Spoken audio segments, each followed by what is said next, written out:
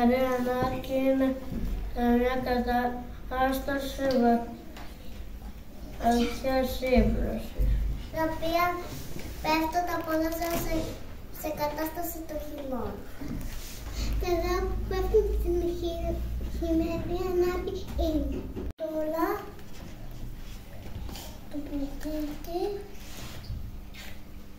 και το Μεγαλτινίνα, ο Σκαζόγυρος, ο Αερός, το Φύλλο, ο Βάγγραβος, το Μελίνικη και η Χελώνα. Η Αρκούδα πέφτει σε χειμερή ανάρκη με τα πρώτα κρύα σε μια ζεστή σπηλιά. Προσοχή, δεν πλησιάζουμε στις πηγές που κοιμάται.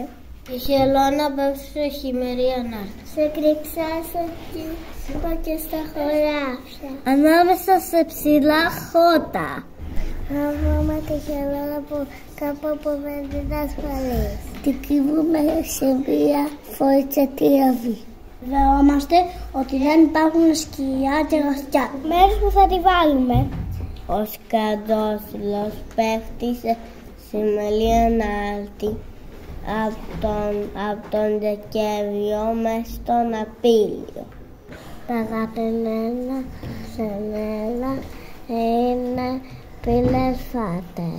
Κυλίζεις από δέντα. Βρείτε σκατζόγερος που μοιάζει πεθαμένος, μην τον πειράξετε. Μπορεί να είναι σε χειμώνα μάκι. Πρέπει να με ξυπνήσει. Αν βρίσκεται σε ασφαλής μέρος, να τον αφήσουμε να κινηθεί. Να μας βρίσκεται σε περιοχές με κόσμο. Όμως μπορούμε να το μεταφέρουμε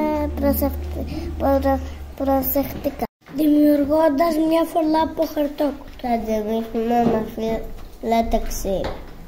Δούμε πληγωμένο ζωάκι ή ξαντρωμένο. Είναι σημαντικό να επικοινωνήσουμε με μια φιλοσοφική με άγρια ζώα. Να του προσφέρουν φροντίδα